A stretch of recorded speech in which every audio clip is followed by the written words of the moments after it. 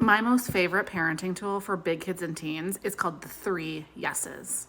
Now, let's say your big kid or teen is mad, upset, frustrated, pissed off at you, all the things, and maybe you have an idea of what you should say, what the consequence should be, what they should do differently, how to fix it. Like maybe you even want to lecture them. Hold up.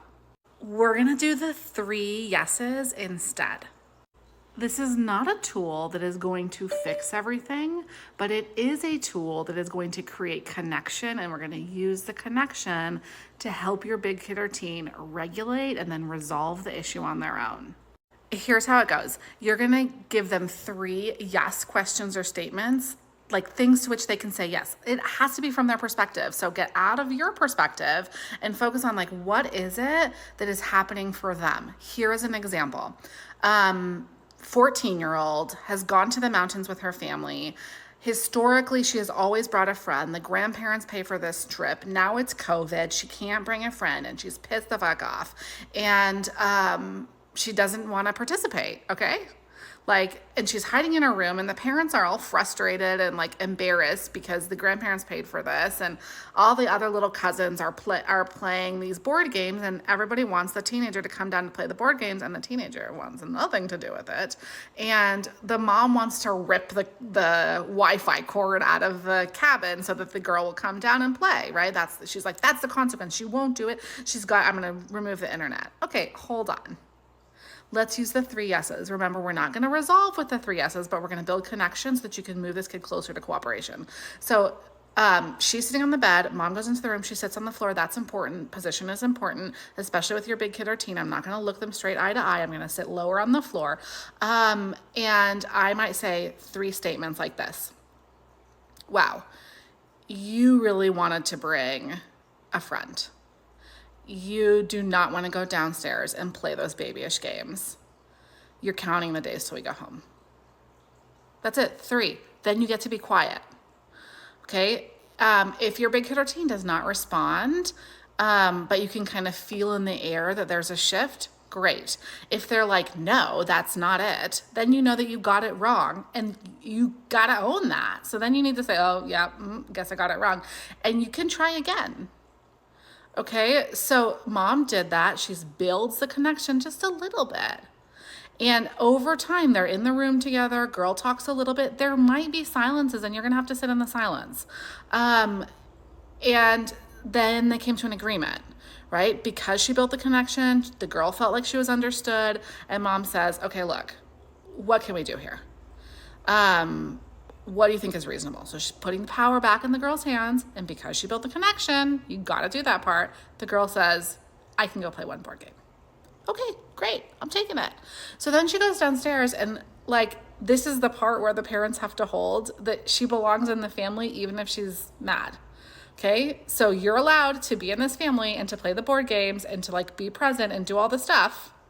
Even if you're pissed off, that's part of being in a family. And so she comes down, she plays the board game, and then she goes back up, and you get to let it go because it doesn't really actually matter. Okay, so that is what we're doing with the 3 yeses. And you can do it again and again and again. Here's another example. Kid fails a math test, and parent wants to give a consequence or up the tutoring or something. This is a real example from somebody I worked with. So kid is 16. Mom and son are in the car, and she finds out about the math test. And also another added layer, she's a teacher at the school. So not only did the kid fail the math test, but she's horribly embarrassed that her kid, 2 teacher parents, is failing out of school.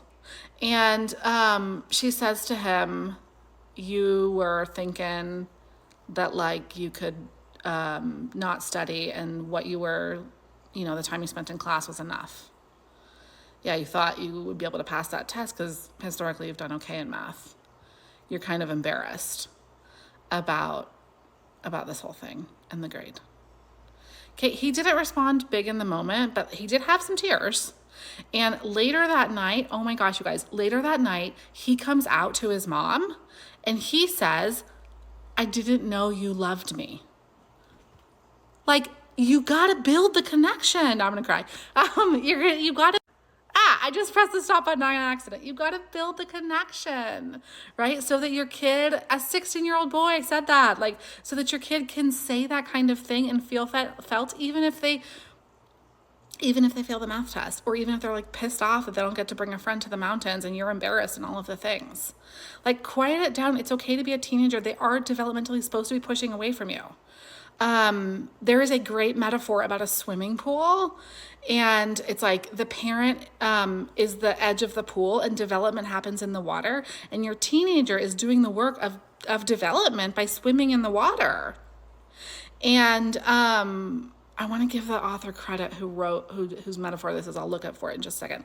And you push off the wall, the teenager pushes off the wall, and that's really freaking painful for the parents, right? And that is what a lot of our big kids and teens are doing. And that is why you need the 3 yeses. So sometimes they're going to come back to the wall to take a rest and be with you for a second. And you see those moments facilitated by the 3 yeses.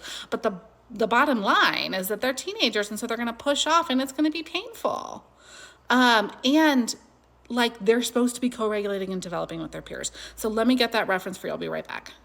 Lisa D'Amour. She's got great stuff on teens, especially teen girls. And that swimming pool metaphor is hers. Isn't it amazing?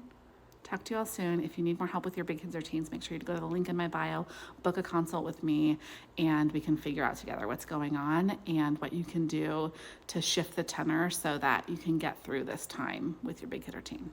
All the love.